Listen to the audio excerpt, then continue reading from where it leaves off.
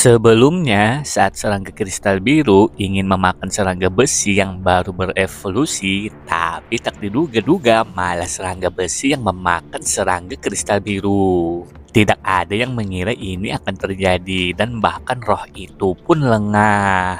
Roh itu memukul cambuk mawarnya pada serangga besi itu, namun serangga itu tidak berusaha menghindar. Itu hanya menutup cangkangnya dan menahan seluruh serangan dengan mudah.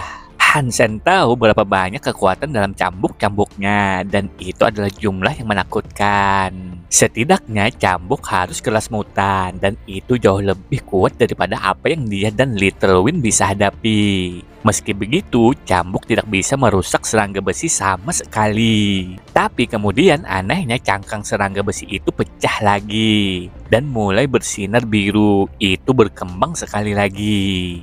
Damn, itu berkembang menjadi darah dewa. Wajah roh berubah ketika dia berbicara dengan keras. Dengan tergesa-gesa, dia dengan cepat memaluk kulit putih serangga itu untuk memecahkannya. Dari dalam cangkang putih, serangga besi hijau keluar. Itu tampak seperti batu giok. Tanpa ragu-ragu, roh itu terus memukulnya dengan cambuknya. Dia ingin merusak serangga besi sebelum menyelesaikan proses evolusi barunya. Ketika selesai berevolusi menjadi makhluk darah dewa, roh itu tidak akan mampu melawannya. Cambuk itu seperti ular yang menakutkan, menyerang serangga besi. Serangan yang sangat kuat membuat makhluk yang berevolusi menjerit kesakitan. Tapi kemudian nyala api hijau muncul dari serangga besi dan menyelimuti cambuk. Itu tidak persis seperti api, itu lebih seperti zat korosif yang bergerak di bawah kendali sadar. Itu seperti nyala yang terdiri dari asam cair. Dan melawan ini, cambuk tidak ada kesempatan. Senjata roh dengan cepat terkorosi menjadi genangan yang berbau racun. Roh itu menjatuhkan cambuk, tidak ingin asam menyentuh tubuhnya. Kemudian dia menggunakan duri tangkai untuk menembus kulitnya dan membiarkan mawar menyerap darahnya. Saat mawar menyerap darah roh, mawar tiba-tiba mengeluarkan aroma yang kuat. Itu sangat kuat, secara harfiah dapat dilihat sebagai kabut mistik. Serangga besi mencium bau bunga dan dihipnotis. Tanpa perlawanan, ia mulai merangkak menuju mawar. Roh itu tiba-tiba memanggil belati merah, dan ketika serangga besi hijau mendekat, dia menusuknya di mulutnya dengan kekuatan dan kecepatan kilatan petir yang tiba-tiba. Ledakan terjadi, serangga besi tersentak dari linglung ketika belati itu bersarang di mulutnya. Kemarahannya dilepaskan dan itu menyemprotkan cairan korosif di sekitarnya. Tanah dan tanah di sekelilingnya hancur dan ketika itu selesai, serangga besi itu meluncurkan dirinya ke arah roh. Tetapi roh itu cepat jatuh kembali. Dia mencoba menggunakan semak mawar untuk menjebak serangga itu dan menghentikan langkahnya. Tetapi serangga besi itu telah menjadi makhluk darah dewa dan serangan yang dilepaskannya sangat kuat. Tanaman merambat mawar menyerang serangga besi itu sendiri, tetapi semuanya sia-sia. Semua serangan memantul dan pada saat yang sama meleleh menjadi hanya tetesan cairan yang buruk.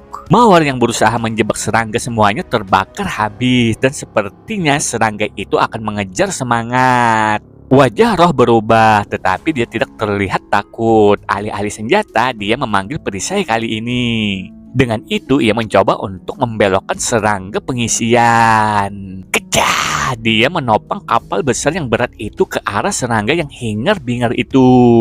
Kekuatan serangga itu sangat kuat. Itu membuat roh itu menjauh cukup jauh dan menabrakkannya ke dinding. Begitu banyak kekuatan dalam hantaman itu. Ada lubang menganga yang tersisa di sisi tebing tempat dia dilemparkan. Wah, itu sangat kuat. Makhluk-makhluk darah dewa di suaka dewa ketiga menakutkan. Hal kecil itu bahkan belum menyelesaikan evolusinya dan masih memiliki kekuatan yang begitu besar. Hansen memperhatikan serangga besi dengan keserakahan di matanya. Meskipun serangga itu kuat, belati itu masih bersarang di mulutnya. Anehnya itu belum meleleh. Itu terlihat istimewa. Mulut serangga besi telah berdarah perlahan sejak serangan oral. Hansen bisa menyaksikan kekuatan hidupnya perlahan mengalir di sekitar pisau di mulutnya. Namun tetap saja itu tidak menghilangkan keinginan serangga untuk mengejar roh yang telah menyebabkan kerusakan seperti itu padanya. Tetapi roh itu tahu bahwa dia telah melukainya dan dia tahu kemenangannya hanya akan menjadi masalah waktu karena itu. Saat keduanya terus bertarung, Hansen memutuskan untuk menyelinap ke lembah. Dia ingin mencuri pembunuhan dari roh karena itu adalah makhluk darah dewa. Ketika dia memberanikan diri lebih dekat, dia melemparkan aura dongsuannya untuk pemeriksaan yang lebih baik dari situasi yang dia persiapkan untuk melenggang. Serangga besi itu tampak kuat, tetapi di mulutnya belati berwarna merah darah itu tetap kokoh di tempatnya.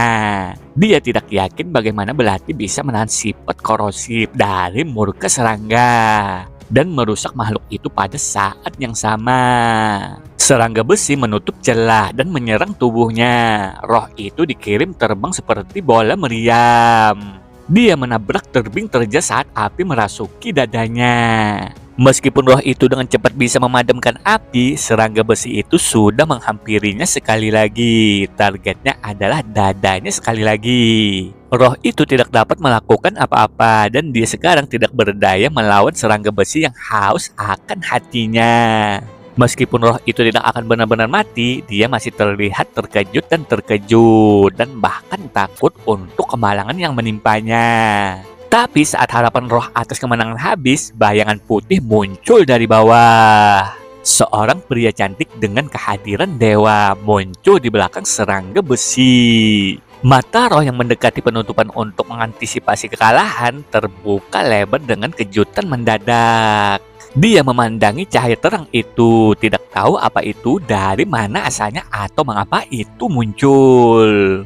Tinju pria berwajah dewa itu berderak dan muncul dengan muatan listrik. Dan seperti matahari bertabrakan dengan bagian belakang serangga besi. Matahari didorong langsung ke tubuh serangga besi. Dan ketika suara guntur bergema di seluruh lembah, serangga besi itu tidak punya pilihan selain menyerahkan tubuhnya secara paksa ke kekuatan yang menghancurkan saat ia terjatuh ke tanah. Pecah! Ketika serangga itu mengenai tanah, Hansen menggunakan tangan kirinya untuk mendorong gagang belati lebih dalam dan lebih dalam ke mulutnya.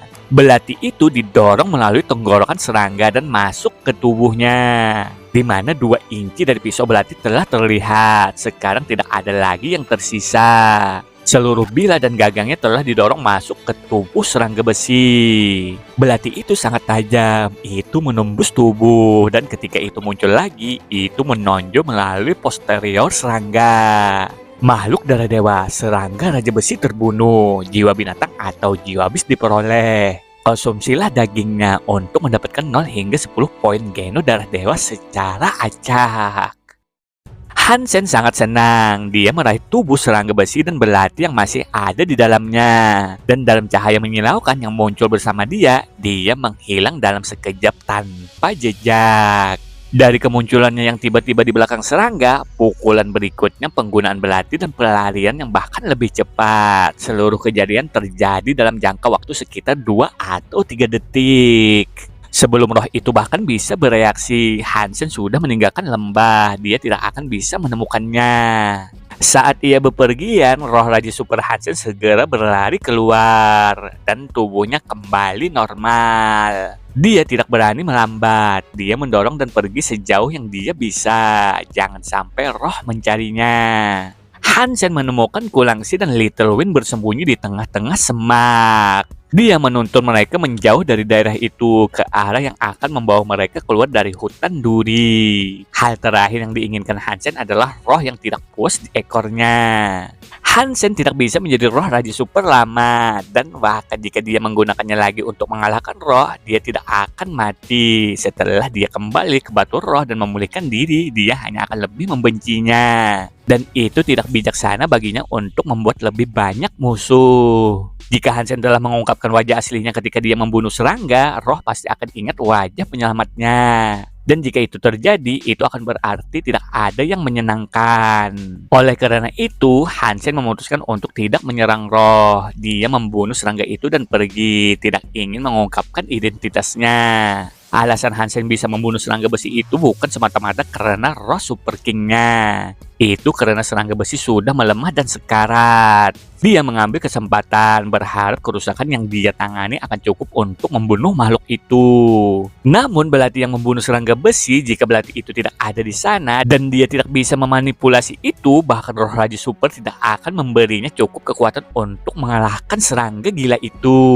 Hansen saat ini jauh lebih lemah daripada serangga besi dan jadi sulit baginya untuk menunjukkan kekuatan sebenarnya dari mode Super King Spirit ketika melawan musuh yang jauh lebih kuat darinya. Hansen dan Kulangsi menuju pintu keluar dari hutan duri. Mereka memperoleh banyak waktu di sana, dan itu akan konyol bagi mereka untuk tetap lebih lama dan tidak pergi dengan karunia yang telah mereka kumpulkan. Dia tidak bisa membiarkan roh melihat wajah aslinya. Dia berpikir bahwa mencoba mencari penghidupan di daerah yang dikendalikan oleh roh tidak mungkin jika dia melihat siapa dia. Tapi Hansen tidak perlu khawatir, karena roh itu sebenarnya tidak bermaksud mengejar orang yang telah menyelamatkannya. Melihat Hansen menghilang secepat dia muncul, wajah roh itu memasang ekspresi bingung. Dia berbalik untuk mengintip ke arah Hansen melarikan diri. Siapa roh itu? Roh itu tampak bingung. Dia tidak marah atau jengkel dengan apa yang terjadi. Dia tidak marah pada pencurian Hansen tentang pembunuhan serangga besi, juga tidak mengklaim tubuh dan belati yang dia gunakan. Wajahnya hanyalah salah satu yang menutupi pikiran rumit. Hansen tidak mengetahui hal ini, masih cukup khawatir, namun fokusnya sekarang adalah kembali ke rumah dengan aman bersama Kulangsi. Mereka tiba kembali di penampungan Kingming tanpa kesulitan. Tetapi ketika mereka kembali ke rumah, mereka tidak dapat menemukan Cuming. Halaman itu berantakan dan dalam waktu Hansen, dia tidak bisa memberi makan pohon tetesan air yang dia berikan. Pohon itu sekarang berwarna kuning dan mulai terlihat seperti pohon mati seperti dulu. Ketika mereka tidak dapat menemukan Cuming, Kulangsi tampak mengerikan. Pikirannya menjelajahi apa yang mungkin terjadi selama ketidakhadirannya. Sementara itu di gerbang tempat penampungan, Cuming digantung. Dia telah dibanting 300 kali ke kondisi hampir mati dan dia masih tetap digantung. Mereka melihat Cuming tergantung dari atas gerbang. Tubuhnya berlumuran darah kering dan luka-luka lain mengalir tanpa penyembuhan. Dia tampak sekarat. Hansen dengan cepat dibuat marah. Manusia diperlakukan sebagai budak jarak dekat di tempat penampungan dewa ketiga, dan setiap kesalahan kecil dijumpai dengan hukuman yang kejam dan brutal. Jika Hansen tidak menghidupkan kembali pohon di tempat pertama, meskipun Cuming tidak akan menderita perlakuan ini, Cuming tidak pantas menerima semua ini. Kulangsi juga tidak tenang. Dalam kemarahan besar, dia mencoba untuk menjatuhkan Cuming dari tempat dia digantung. Hansen tidak dibutakan oleh kebutuhan untuk menyelamatkan Cuming dengan biaya buruk untuk diri mereka sendiri. Dengan cepat menghentikan Kulangsi, dia membawanya ke tempat di mana mereka tidak akan segera terlihat. Jangan gegabah, kamu tidak bisa menyelamatkan Cuming jika itu berarti membuat dirimu dalam masalah, ungkap Hansen kepada Kulangsi saat dia memegangnya. Aku tidak bisa melihatnya perlahan mati, tidak selagi aku masih bisa melakukan sesuatu. Kulangsi memohon, suaranya menyakitkan. Aku tahu, aku juga tidak berencana untuk membiarkannya mati. Hansen berhenti sebentar dan kemudian berkata, hanya saja sekarang bukan waktunya. Kalian berdua menandatangani kontrak bukan? Bahkan jika kamu menyelamatkannya sekarang, kamu masih milik Kingming. Hidupmu akan kehilangan dia, dan dengan kehendaknya kalian berdua bisa terbunuh. Jangan menghasut kemarahannya lebih dari yang sudah terjadi. Lalu apa yang kita lakukan? Tanya Kulangsi. Kita akan menyelimat ke aula roh dan mengambil batu roh. Ini satu-satunya cara agar kamu bisa terbebas dari Kingming Knight. Mata Hansen berkilau karena pembunuhan ketika dia berbicara. Maksudmu kita mengklaim tempat perlindungan roh? Apakah itu sesuatu yang bisa kita lakukan? Apakah hal seperti itu mungkin? Kulangsi memandang Hansen dengan mata penuh harapan, tetapi masih meragukan kemungkinan apa yang telah dia klaim. Kingming Knight adalah roh elit yang telah membuka 4 kunci gennya. Dia memiliki banyak rekan roh dan makhluk dalam pekerjaannya, jadi masuk ke aula roh bukanlah pekerjaan kecil. Yaitu, ini hanya tempat perlindungan kesatria, ungkap Hansen tegas. Dia terus berbicara dengan dingin dengan mengatakan, jika hutan duri tidak ada di dekatku, aku bisa mengambil tempat ini tanpa keringat. Aku akan melakukan apa yang kamu perintahkan, apapun yang kamu inginkan dariku, aku akan melakukannya. Kulangsi memandang Hansen. Apapun yang akan dia sarankan tidak akan mudah, tetapi dia bersedia untuk mencoba apapun yang dia katakan padanya. Cuming masih hidup, jadi tidak ada alasan segera untuk khawatir. Kita harus kembali dan bersiap untuk langkah selanjutnya. Ketika kita membunuh King Ming Nek dan mengambil batu roh, kita harus melarikan diri ke hutan duri, ujar Hansen berbalik untuk melihat Cuming. Sementara mereka berbicara, roh yang memegang cambuk muncul.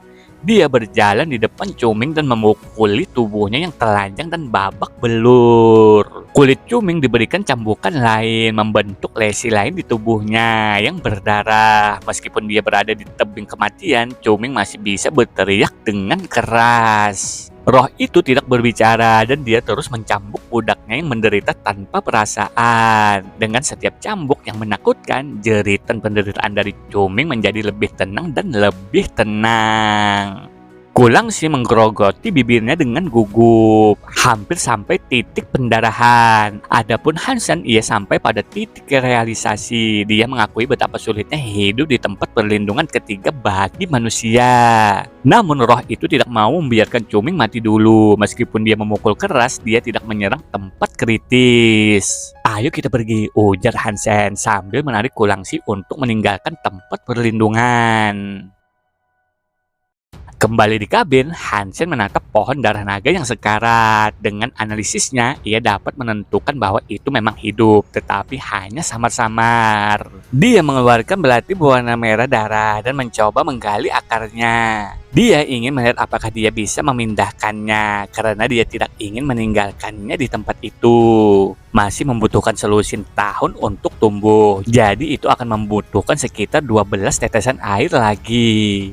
Tapi Hansen tidak punya waktu sekarang, jadi dia hanya bisa berharap untuk memindahkannya ke tempat lain. Setelah menggali pohon, ia harus membuang banyak akarnya. Sayangnya ini hanya menyebabkan pohon menjadi semakin lemah. Menggunakan kain, Hansen membungkus akar pohon dan memberi mereka tetesan air. Kemudian dia meletakkannya di belakang si singa emasnya. Adapun pohon darah Fen yang ditanam Hansen di dekat sungai, dia juga menggali itu. Dia bertanya-tanya apakah dia masih bisa menumbuhkannya di tempat lain. Dia tidak takut pada kesatria King Ming dan tidak akan sulit bagi Hansen untuk menurunkan penampungan King Ming. Tapi Hansen tidak bisa berurusan dengan shelter hutan duri kelas kerajaan. Karena itu dia hanya bisa berharap untuk bersembunyi jauh di dalam duri-duri hutan yang kusut begitu perbuatannya yang direncanakannya selesai. Setelah melihat betapa kuatnya roh perempuan itu, dia tahu dia hanya bisa melawan roh kerajaan dengan mode roh raja super aktif.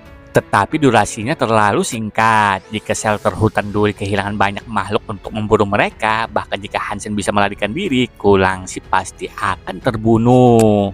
Itu sebabnya dia tidak bisa mengklaim penampungan King Ming begitu King Ming Nek dikalahkan. Dia tidak bisa membuat kehadirannya diketahui, dan begitu roh yang memimpin tempat perlindungan terbunuh, dia harus pergi dan mengosongkan daerah itu secepat mungkin. Hansen dan Kulangsi bersiap untuk tugas melelahkan mereka di depan. Dan dia mengatakan kepadanya, kamu menunggu di dekat gerbang. Ketika aku menarik ke roh dan makhluk lebih dalam ke tempat penampungan, itu akan memberi kamu waktu yang kamu butuhkan untuk membebaskan Cuming dan membawanya ke hutan duri. Hanya satu hal, bisakah kita benar-benar melakukan ini? Apakah kita memiliki apa yang diperlukan? Kulangsi tampak khawatir. Dia sangat gugup, tapi Hansen tidak bisa menyalahkannya. Lagi pula mereka berada di tebing untuk menjatuhkan tempat perlindungan roh. Meskipun Hansen lebih kuat dari yang melampaui normal, dia sendirian. Sebagian dari dirinya percaya bahwa pelariannya ke aula roh penampungan tidak akan sesederhana seperti yang ia lakukan. Ya, benar, percayalah padaku. Hansen melihat betapa gugupnya dia, dan dia mengatakan ini dengan suara meyakinkan. Kulangsi adalah wanita yang matang, dan dia adalah tipe orang yang hanya akan panik ketika sesuatu yang sangat serius atau serius menimpanya. Dia tidak mudah takut. Hansen menepuk kepalanya seperti anak kecil yang membuatnya memerah. Kemudian Kulangsi berkata, kami akan menunggumu di hutan duri. Aku tidak akan terlalu jauh di belakang. Aku akan menyelesaikan ini dengan cepat, ungkap Hansen dengan percaya diri. Mereka berjalan kembali di dekat penampungan King Ming dan Hansen memberi isyarat padanya untuk tetap sedikit kembali. Kamu harus kembali hidup-hidup, pinta Kulangsi saat dia menggigit bibirnya. Aku akan kembali. Hansen tersenyum dan memasuki tempat penampungan. Dengan kekuatan Hansen, bahkan tanpa model roh Super King-nya, dia akan sama kuatnya dengan King Ming Neck. Satu-satunya masalah adalah bahwa Hansen hanya memiliki satu kunci gen terbuka. Dan dengan begitu banyak makhluk dan roh lain di sekitarnya, Hansen tahu dia tidak bisa mengklaim tempat perlindungan dalam kondisinya saat ini. Tetapi keberuntungan telah tersenyum padanya dan dia memiliki beberapa hal yang dia miliki untuk membantu bahkan peluang. Dia memiliki jiwa bis besi dan belati merah. Setelah Hansen memasuki tempat penampungan, dia langsung pergi ke Aula Roh. Pertahanan Aula Roh itu sulit. Di alun-alun ada 10 makhluk biasa dan 2 roh kelas kesatria berdiri di luar Aula Roh itu sendiri. King Ming Neck bagaimanapun ada di dalam. Bagi seseorang yang baru saja membuka kunci gen pertama mereka, meraih kemenangan dalam menghadapi bahaya seperti itu tampak seperti pencapaian yang mustahil. Tapi ini tidak mempengaruhi tekad Hansen dan tanpa bayangan ketakutan, dia berbaris langsung menuju Aula Roh. Seekor harimau hitam cepat menangkap pengacau yang mendekat. Dan dengan demikian menggeram padanya sebagai peringatan. Hansen memandang harimau itu dan tersenyum. Detik berikutnya dia mengenakan baju besi dipanggil dan memegang belati merah. Hansen mengayunkan belati ke arah leher harimau. Seketika kepala harimau yang dipenggal itu dikirim meluncur ke udara ketika darah menyembur dari tenggorokan yang terputus. Detik berikutnya tubuh itu jatuh ke tanah. Makhluk biasa, Black Heron Tiger terbunuh. Tidak ada jiwa binatang buas yang didapat. Konsumsilah dagingnya untuk mendapatkan 0 hingga 10 poin geno biasa secara acak. Hansen dengan cepat gembira. Dia tidak tahu seberapa tajam atau kuat belati itu atau kelasnya. Namun kinerjanya segera melampaui harapannya.